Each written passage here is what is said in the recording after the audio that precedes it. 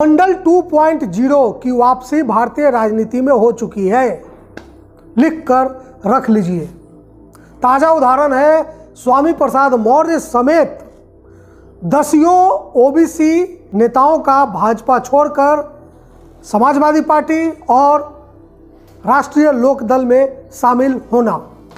बहुत सारे पत्रकार मित्र, वरिष्ठ पत्रकार बार बार कह रहे हैं कि स्वामी प्रसाद मौर्य ने पार्टी इसलिए छोड़ी, भाजपा इसलिए छोड़ी कि उनको टिकट नहीं मिलने वाला था, वो हार जाने वाले थे, विनेबिलिटी उनकी कम हो गई थी, भाजपा के लुटिया डूब रहे थे। ऐसा कुछ नहीं है।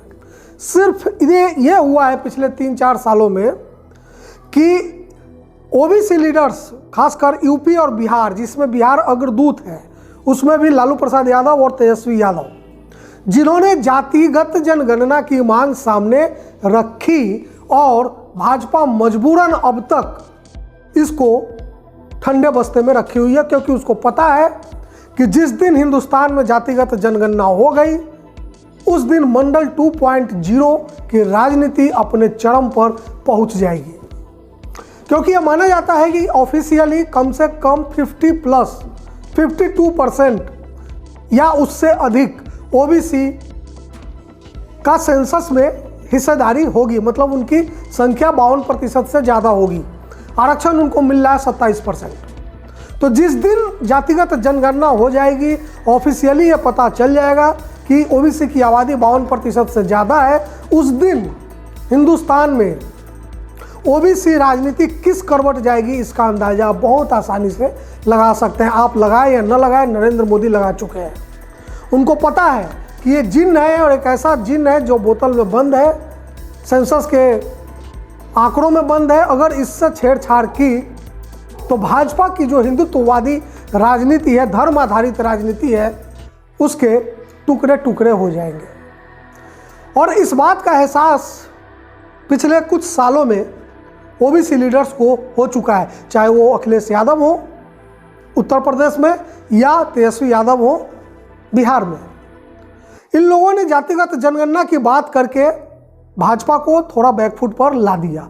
यही वजह है कि आप देखिए कि लास्ट इलेक्शन में जो बिहार में 2020 का विधानसभा चुनाव हुआ, वहाँ पर आरजेडी सिंगल लार्जेस्ट पार्टी के तौर पर उभर कर सामने आई। और अभी इस वक्त उत्तर प्रदेश में अखिलेश यादव जिस तरह धुआंधार रैली कर रहे हैं, जनसंपर्क यात्राएं कर रहे हैं, जिस तरह से उन्होंने ओम प्रकाश राजभर को अपने साथ लिया, इधर पश्चिमी यूपी में जयंत चौधरी को साथ मिलाया, और ये बहुत पहले प्री पोल अलायंस हो रहे हैं।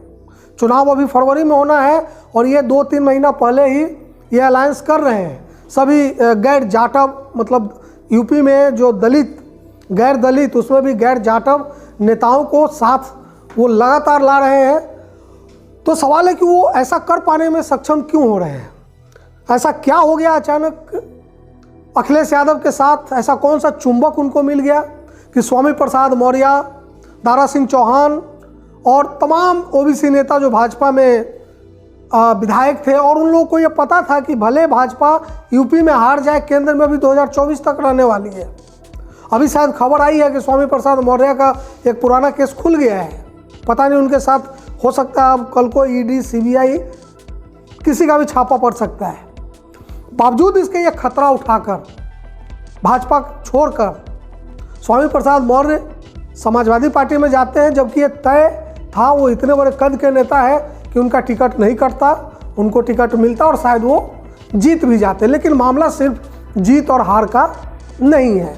मामला ये है कि ये सीधे सीधे मंडल वर्सेस कमंडल की लड़ाई में तब्दील होता है उत्तर प्रदेश दिख रहा है।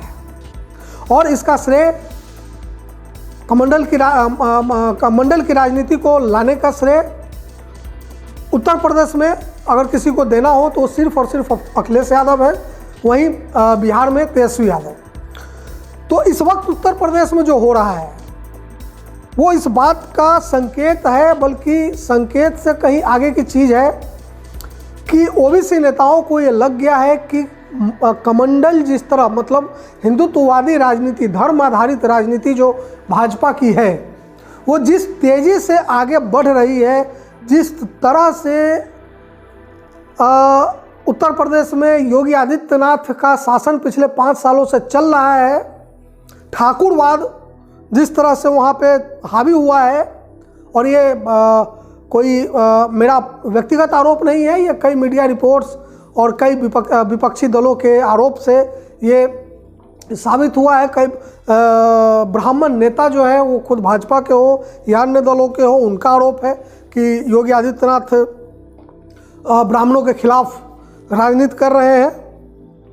ऐसे में स्वामी प्रसाद मौर्य समेत ओबीसी नेताओं को ये समझा पाने में अखिलेश यादव सफल रहे हैं कि जातिगत जनगणना का जो आंकड़ा मोदी जी दिल्ली में छुपा के बैठे हुए हैं, वो आज नहीं तो कल पिटारा खुलेगा।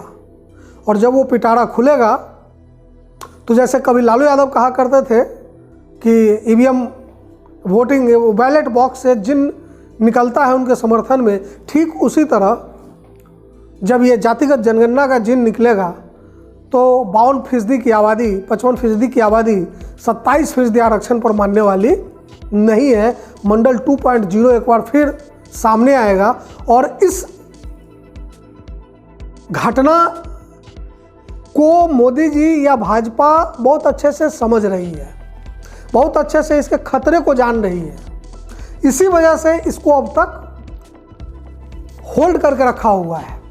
लेकिन इस होल्ड किए जाने और दूसरी तरफ ओबीसी नेताओं के मन में ये विश्वास जगाने अखिलेश यादव के द्वारा कि हमारी संख्या क्या है और हमारी वक़्त क्या है इस वक्त भारतीय राजनीति में और उसका क्या फ़ायदा लॉन्ग टर्म में हो सकता है, ये समझाने में अखिलेश यादव सफल होते दिख रहे हैं। और ये बात न समझा पाने के कारण, मतलब एक तरफ इसी मुद्दे पर भाजपा बैकफुट पे है और समाजवादी पार्टी फ्रंट फुट पे आ गई है।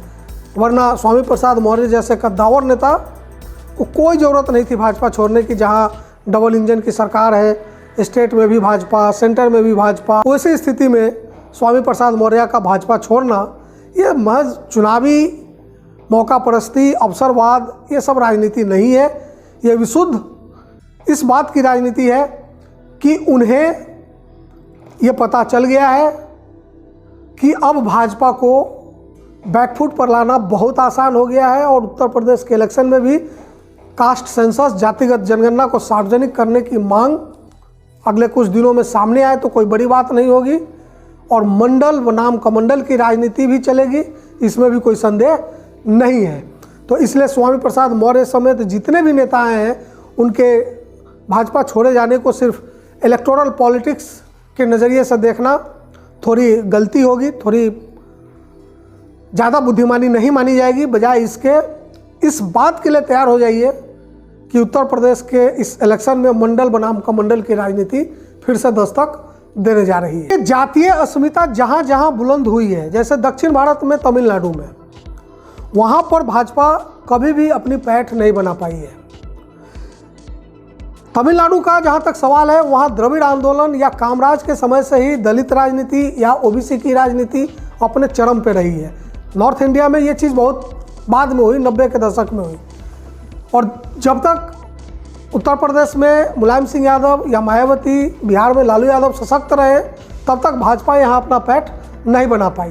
इस बात को तेजस्वी यादव या अखिलेश यादव दोनों बहुत अच्छे से समझ रहे हैं और मैं तो कहता हूँ बल्कि ये दोनों अपने अपने पिता से बिल्कुल मुझे लगता है 2 कदम आगे जाकर राजनीति कर रहे हैं।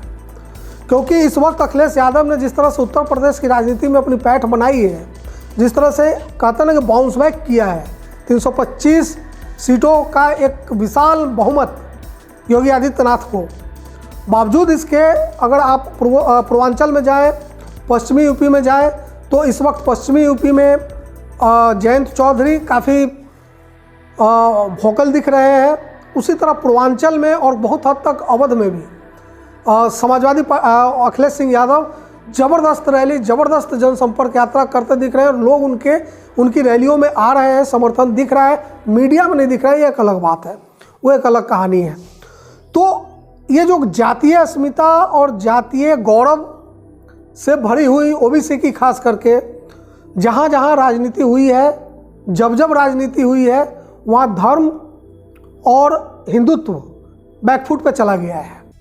इसकी बेहतरीन उदाहरण इसका साउथ इंडिया, खासकर तमिलनाडु, बिहार लालू यादव के समय, और उत्तर प्रदेश मायावती और मुलायम सिंह यादव के समय देखने को मिला है।